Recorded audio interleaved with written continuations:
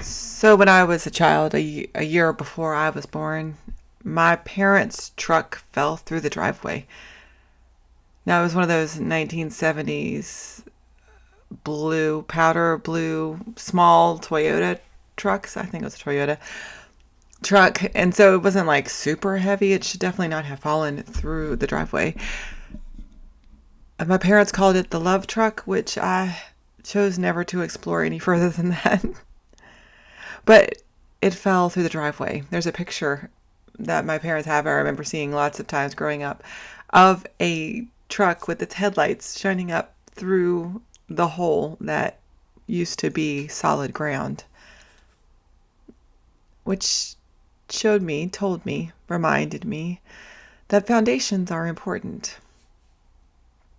That what's underneath of our feet, what's underneath of the ground that we stand and walk on, is super important. That ground wasn't solid. I grew up in West Virginia, and they had mined in the mountain underneath of our town. It wasn't, we called it a hill, but it was not a hill. It was a mountainside. And they had mined underneath of it, completely mined underneath of it. And the mining company was supposed to, fill it in with concrete and things to support it, because when you hollow out the mountainside, it's not as strong structurally as it used to be. So heavy things like trucks and houses and concrete puts a lot of pressure on that empty space, and so it fell into the mine that was not properly reclaimed, which, shockingly, if you grew up in a mining area, is not surprising. The coal companies were not known for their care and concern of what they left behind. So my parents' truck fell into the driveway. And ever since then, I have thought a lot about foundations, about the things that we build our lives up onto, the way that we structure our thoughts, our opinions, the inside of what it is that we hold to be important and valuable. And so often we confuse the structure, the good solid bones of something, with the ornamental shrubbery that goes around it. I remember going into the Statue of Liberty and seeing the inside, the structure of the inside of the Statue of Liberty with all of its beams and its steel rods and all the things that are holding it up into shape. And from the outside, all you see is a statue as a lady with a dress on. But inside, there's all of this structure to keep it strong.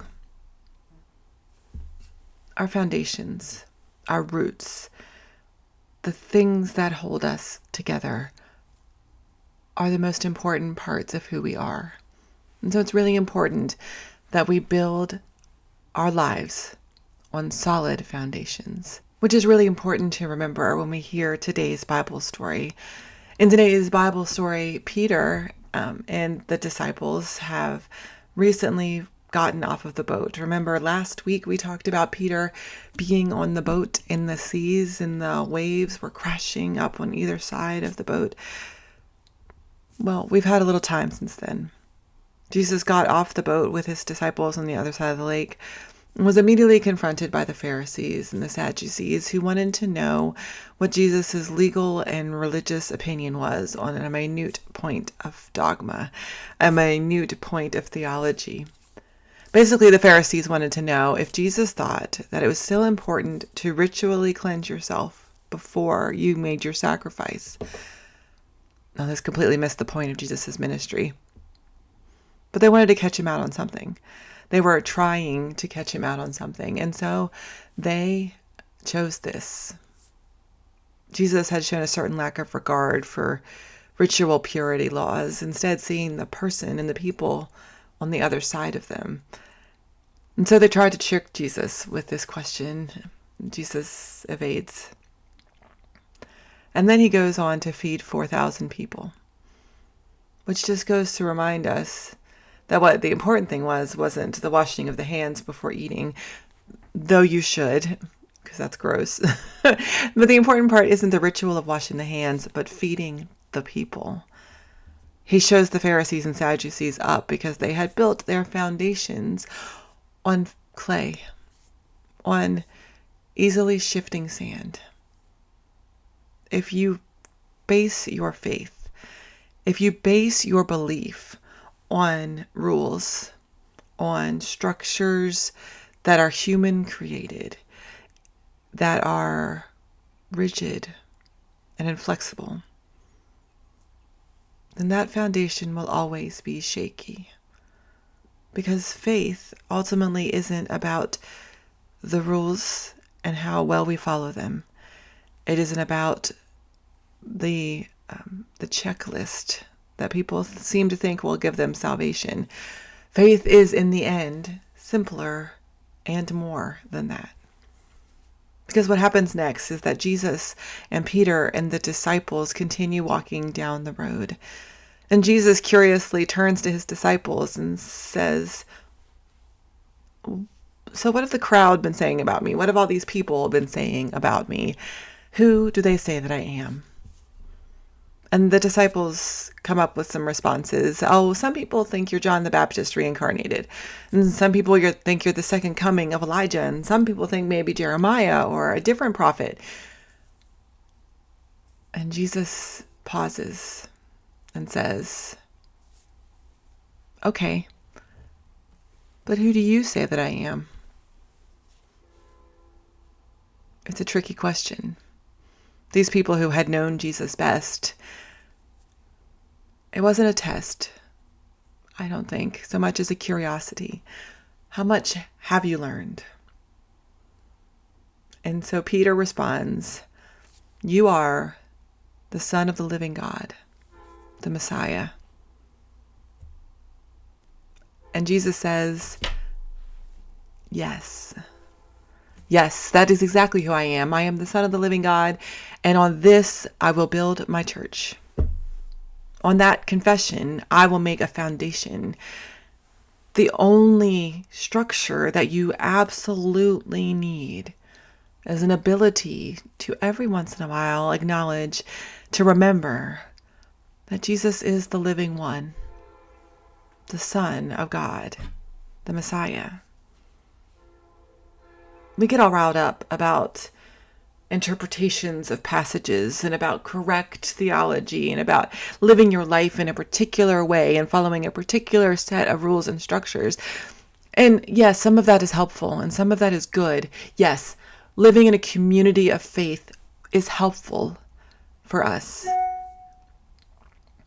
Yes, living in a community of faith is helpful for us. It gives us structure. It enforces us. It exposes us to other people's experiences and understanding of God. It's a good thing to go to church if it's a healthy church.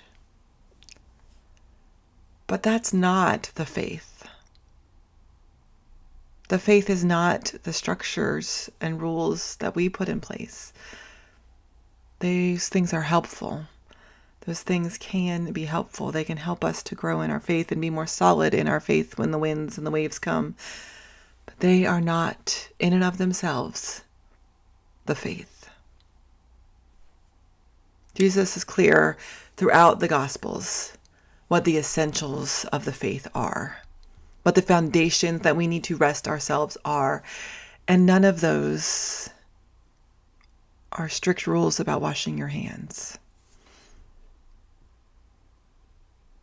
Washing your hands, again, good for hygiene. It's a good thing to do for disease prevention. Please wash your hands. But those things will not make you ritually clean. They will not sanctify you. They will not justify you. They will not make you any more than you are in the eyes of God. The only thing that you need for salvation is a gift that God has given you already. You see, Jesus tells Peter in this passage that faith is a gift given by God. It's not something we can earn. It's not something we can create on our own. It's not something that we can destroy. It is always a part of who we are, whether we feel it really strongly today or whether it's feeling really distant and weak. No matter what words come out of our mouths, the gift of faith is part of who we are, and that is given to us by God. You cannot earn it or destroy it. I remember a time in graduate school, I was talking to one of my friends. She was a law student, so very logical, very orderly in her thinking. We were just talking at a party, and she had grown up in not really anything.